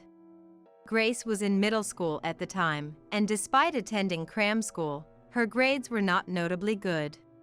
We were not school teachers, just cram school tutors. Children spend very little time at cram school compared to school. Because of this, my fellow tutors didn't seem to take our responsibility too seriously. Getting too involved could lead to trouble.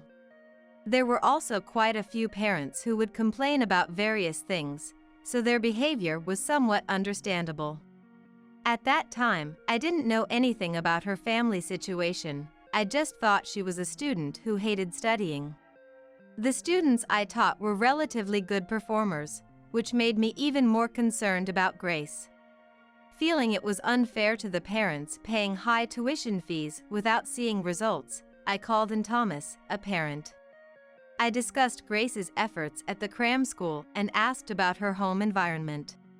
That's when I first learned that Grace didn't have a mother. I wondered if her lack of interest in studying was related to her circumstances. I started communicating frequently with Thomas to improve Grace's grades. Seeing my dedication, he asked me out. The idea of dating a student's father was unimaginable to me. Although I politely declined his offer, we continued to be good friends. Eventually, Grace successfully got into high school, and when I left the cram school, he asked me out again. Touched by his long-standing feelings for me, I accepted his proposal. Having a teenage daughter, Grace, was a significant obstacle, but I eventually accepted his marriage proposal as well. I was over 40, but it wasn't a decision made out of desperation. I truly loved Thomas from the bottom of my heart. The fact that he had a child did not bother me at all. Thomas was a wonderful man. He was considerate of my feelings and hesitations, thinking thoroughly about Grace as well. I knew I would never meet such a wonderful person again in my life. When I accepted his marriage proposal, Thomas finally opened up about his work. He revealed that he was the owner of a company.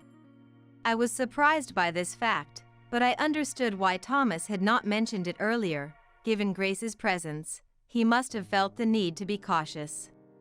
However, Thomas being the president of a company didn't change anything between us. He suggested I quit my job, thinking of me, which I gratefully accepted. Having always dreamed of being a housewife since I was single till now. I also thought this decision would positively affect Grace, who had been living without a mom till now. Our relationship transitioned from student and tutor to parent and child. Though there would be challenges, I believed we could manage them well. I was at the pinnacle of happiness, harboring such sweet thoughts. But things did not go as smoothly as I had hoped. For Grace, her former tutor becoming her mom was a fact not easily accepted. It is natural that I could not accept this fact so easily. If our meeting had occurred when she was a bit younger, perhaps things might have been different. But we met during Grace's sensitive middle school years. Some classmates who also attended the cram school probably knew about my marriage to Thomas. I haven't heard from her about being teased regarding our relationship, but it's clear she isn't pleased about others knowing. For various reasons, Grace never warmed up to me. Though our relationship as tutor and student wasn't exactly close, it was better than now. She has never acknowledged me as her mom, creating a tense atmosphere at home. Sorry for leaving you to handle everything at home, Chloe. Are you sure you're not struggling with Grace? Sensing the tension, Thomas showed concern for me. Thanks. It's a difficult period, and there seem to be some misunderstandings, but I'm sure we'll build our relationship over time. While I appreciated Thomas's concern, I knew I had to overcome this challenge myself. I had anticipated such difficulties since the start of our relationship. When I told my parents about my relationship with Thomas, who has a stepchild, they were strongly opposed. They warned it wasn't just about us, and if things went south, it could deeply hurt Grace. They even tearfully spoke about how hard it might be for me. Eventually, my parents understood my sincere intentions, but their concerns turned out to be true. Though I felt down daily and wanted to seek help, I refrained from voicing my troubles. It must be no problem. I kept telling myself it would be all right and faced each day with grace. Grace, now in high school, barely opened up even to her biological dad, Thomas. Naturally, she disliked communicating with me and clearly avoided me. Grace, can we talk? Maybe it wasn't good for me to keep worrying. Thinking this, I decided to have a heart-to-heart conversation with Grace and called out to her. Noticing my call, Grace stopped midway up the stairs. But when she turned around, her eyes were filled with hostility. What? Don't pretend to be a mom when you're nothing but a stranger. I was taken aback by her unexpected words and found myself at a loss for words. Then, catching a glimpse of my momentary confusion and shock, she smirked maliciously. You're just after Dad's money, aren't you? How disgusting. Don't talk to me so casually. With those words, she stomped up the stairs and disappeared. Was I married to Thomas for his wealth? Did Grace truly believe that? Until now, such a thought had never crossed my mind. Considering it, Grace's perspective might seem natural. However, confronting me directly with such accusations was a different matter. This was a clear violation of the rules. But discussing this with Thomas would undoubtedly shock him. I didn't want to see him saddened. I forced myself to swallow the exchange I had with Grace earlier and decided to wait a bit longer. Since the day I heard Grace's hidden feelings, the wall between us has undoubtedly thickened. To be honest, I'm scared of Grace. What will she say the next time I try to speak to her? The thought makes it hard for me even to attempt talking to her. The more I pressure myself, the more I panic. Ironically, the more I try to bridge our relationship, the farther it seems to get. Tomorrow, I'll speak to her, tomorrow for sure. Such thoughts continued for days, months, years. By now, irretrievable time has passed. I know I should have consulted Thomas earlier. I should have opened up about my true feelings instead of acting tough. But the more I think about it, the more confused I become.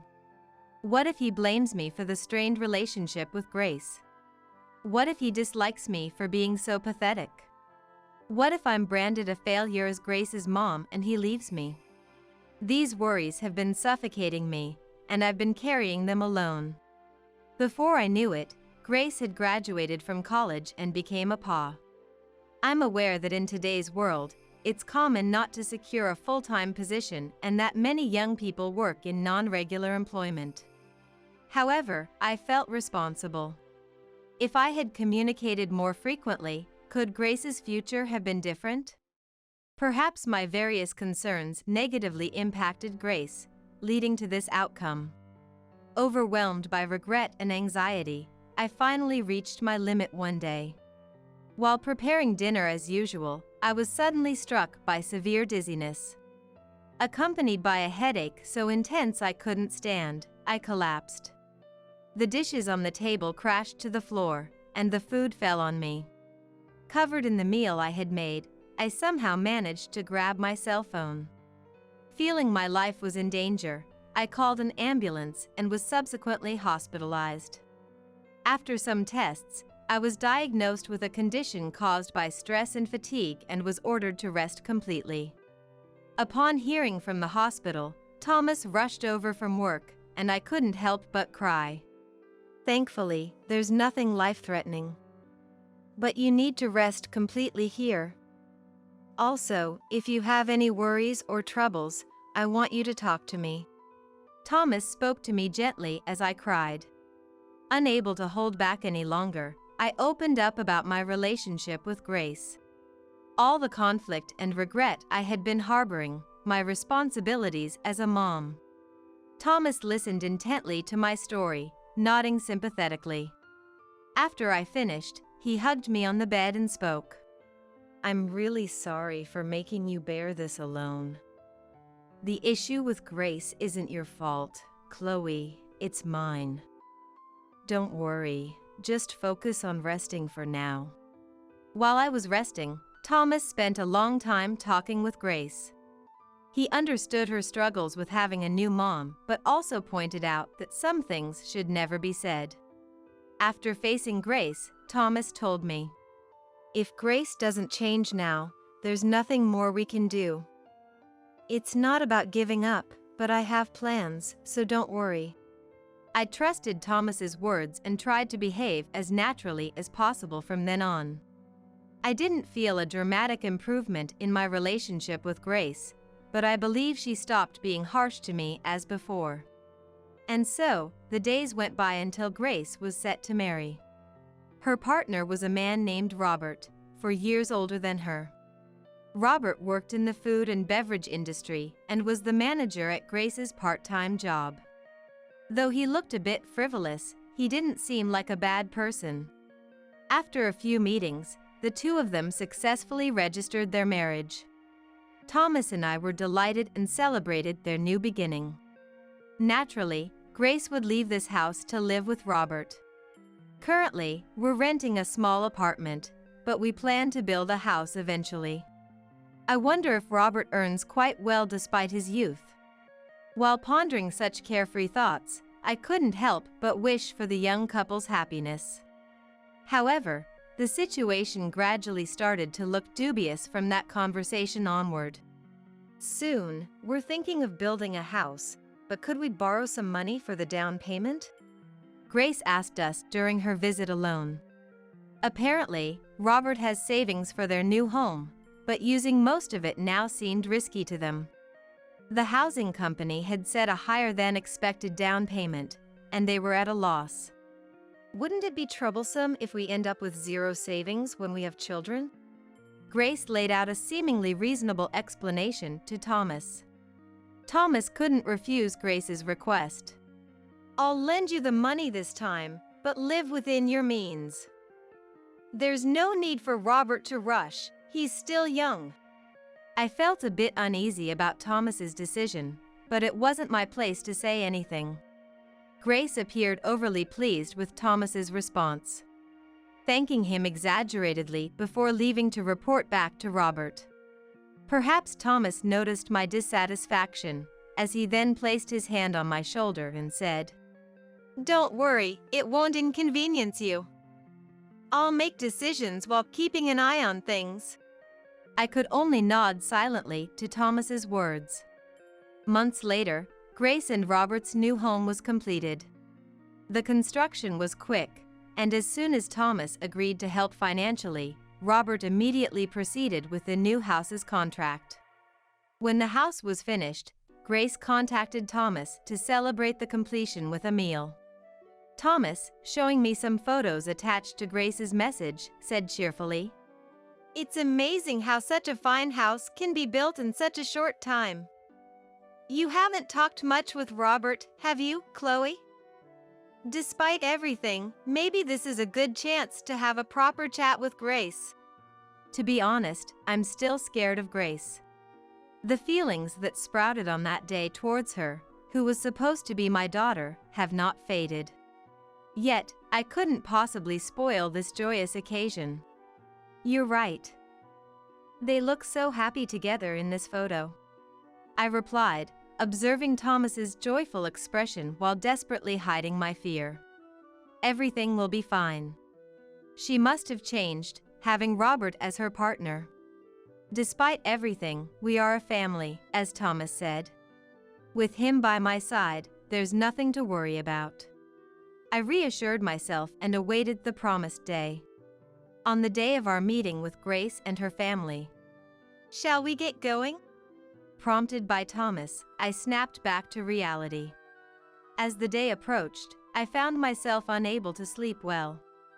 Frightened at the prospect of meeting Grace again. Thomas seemed unaware of my anxiety, as he made no mention of it. I forced a smile, trying to maintain composure. I dressed as usual, applied my usual makeup, and got into the car. As we neared Grace's house, panic threatened to overwhelm me. It's okay. If it gets too much, we can always leave. Thomas spoke without turning from the steering wheel. I was momentarily puzzled by his words. After a moment, I grasped the meaning behind Thomas's words. He had noticed my suffering. And he understood that I faced today despite that suffering. Leaving the decision up to me. If I had said I didn't want to go, we wouldn't have forced the issue of attending the housewarming, nor would he have been upset with my decision. Thank you. I'm not sure how much I was saved by Thomas's words, but I managed to reply with as much calm as I could muster. Suddenly, I felt embarrassed, as if my fear of Grace had been transparent all along. We didn't speak much more on the way to Grace's house. As we entered the residential area, Thomas announced our arrival. Here we are. Looking out the window, I saw a brand new house. We got out of the car and rang the bell of Grace and Robert's new home. Just a second, I'll open the door. Grace responded from the doorbell at Thomas's call. My heartbeat accelerated uncontrollably. Could Thomas hear it beside me? I was that nervous. A moment later, Grace appeared through the crack of the door. Welcome, we've been waiting for you. As Grace opened the door to greet us, Thomas placed his hand on my shoulder. Though he said nothing, his gesture conveyed his support. Encouraged by Thomas, I followed him inside. Robert was waiting behind Grace. As Thomas had mentioned, I hadn't really spoken much with Robert. Please, come in. Feeling somewhat out of place, I followed Thomas into the house. Touring the new, luxurious two-story home with a large backyard. I hadn't asked for details, but Thomas must have arranged a significant amount for them. While Thomas and the couple laughed and toured the house, I merely nodded along. Grace and Robert acted as if I didn't exist, avoiding eye contact. Let's eat some food first. Led by Grace to the kitchen, I saw steaks, likely ordered in, spread across the table. Oh, this looks delicious. You didn't have to go to all this trouble. I sat down beside Thomas, admiring the lavish steaks laid out on the table. Just wait. Grace, noticing my gaze at the table's offerings, exclaimed, "Only what's for the family." With that, Grace pushed the steak away from me. At the same time, Robert approached me. Here, take this, Robert said, placing instant ramen in front of me. So roughly that the soup spilled onto the table. What? I exclaimed in surprise. Unable to contain themselves, Robert and Grace burst into laughter. Did you really think you'd be eating the same thing as us? How shameless can this lady be? Their laughter made it increasingly difficult to breathe. It seemed I had reached my limit. Crouching down, gasping for breath, someone placed a hand on my shoulder. Let's go home. Looking up fearfully, it was undoubtedly Thomas. Yeah. Thomas gently supported me as I slowly stood up, conveying a different tone than the whisper he had shared with me earlier. Aren't we family? Did you say she isn't part of the family? Grace, Robert, you both know this is no joke. Thomas's icy tone made me tense. This is the first time Thomas has sounded so cold. After seating me, Thomas glared at Robert and Grace, continuing. Grace, I'm deeply disappointed. As your father, I'm sad and embarrassed. Just as you said, you're no longer family. Grace looked incredulous at Thomas's words. Robert, I'm also disappointed in you as well. Don't ever show your face to us again. And I'm not so generous as to lend money to strangers. Return the money I loaned for this house to my account within a week. If there's any delay, I'll go to the police. Without giving Robert a chance to interject, Thomas stated firmly. Wait a minute. That's unreasonable. We can't possibly do that. Robert protested, but Thomas immediately countered. I'm already being unreasonable by lending such a large amount to a stranger like you. Thomas's raised voice left Robert frozen. He is right. How can I trust someone who calls me a stranger? Surely, you didn't borrow money without a plan to repay it? Angered by Thomas's words, my irritation grew. Chloe, I'm really sorry. Let's leave now. Anger evident in Thomas's tone. I followed him out of the house.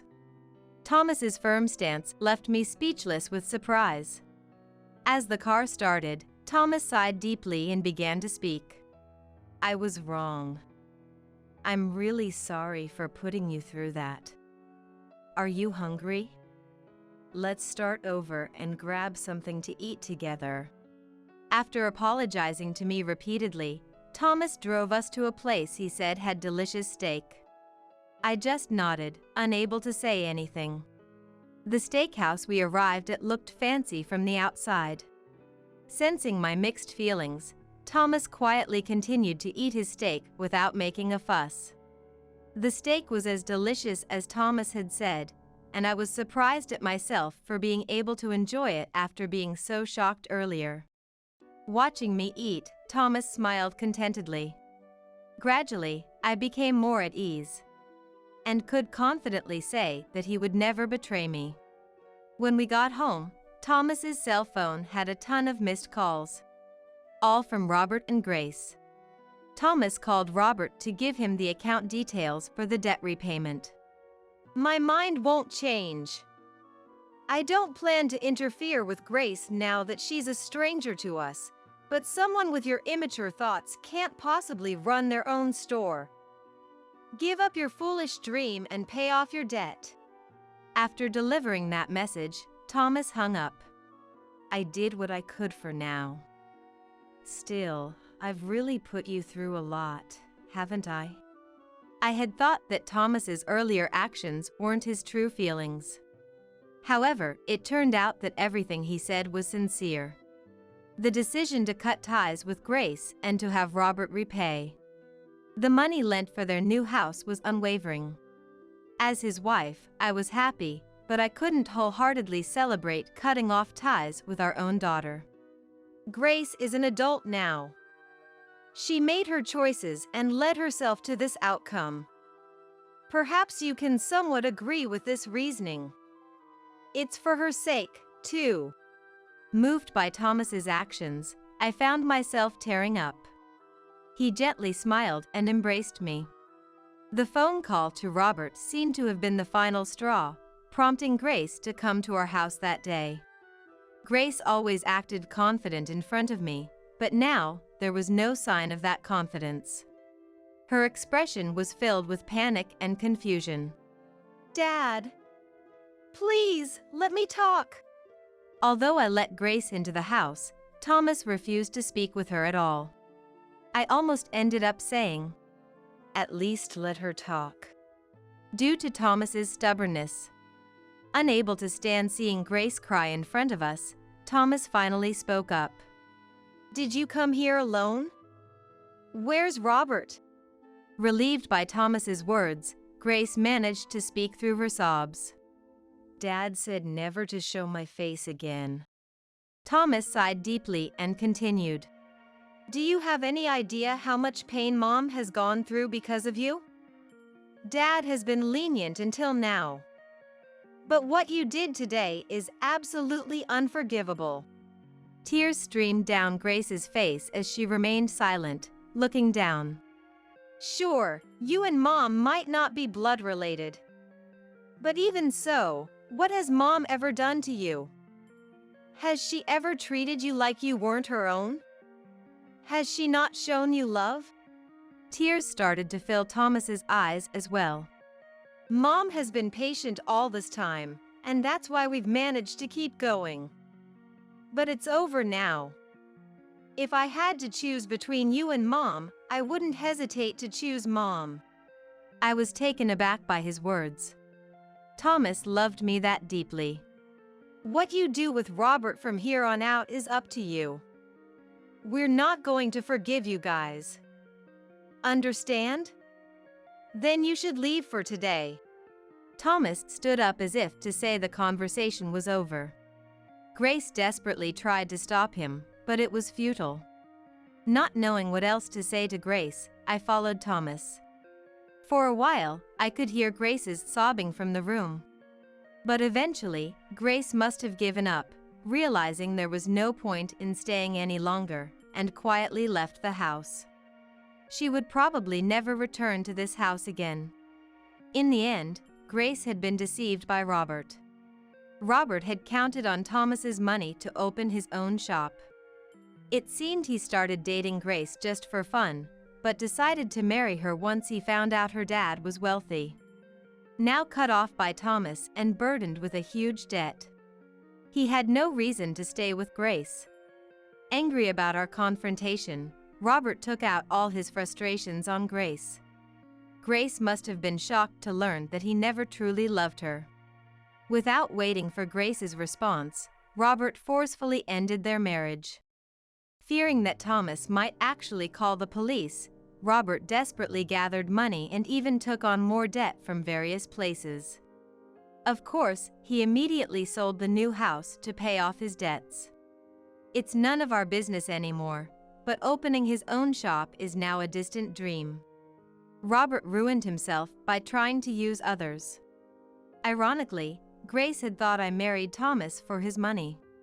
I never had such thoughts, but Grace clung to her belief. However, she ended up being deceived by a man after money herself. It's easy to say she lacked judgment, but the irony of the situation left me stunned. Thomas had no intention of forgiving Grace, who continued to insult me, and coldly pushed her away each time she begged for forgiveness. The biggest shock for her was probably that her real dad chose me, a stranger, over her. Despite the insults, she must have thought that in the end, her biological father would choose his own daughter. It's a natural assumption, but Thomas didn't do that. The betrayal by her real dad cast a dark shadow over her life. Losing both Thomas and her home, Grace had no choice but to start taking day jobs. The fact that she lost her familial support will probably haunt her for the rest of her life. After Grace left, Thomas became even more appreciative of our time together. Though he never said it, the heartache of disowning his biological daughter, Grace, must be substantial. But Thomas chose to cut off even his parent-child relationship to choose me. Despite the many hardships and painful moments, being with Thomas has been truly worthwhile. The only regret is not being more honest about my feelings sooner. Had I done so, perhaps a different future awaited us? I sometimes think that way, but Thomas has never blamed me for my past actions. I used to think that raising a stepchild meant always putting the child first.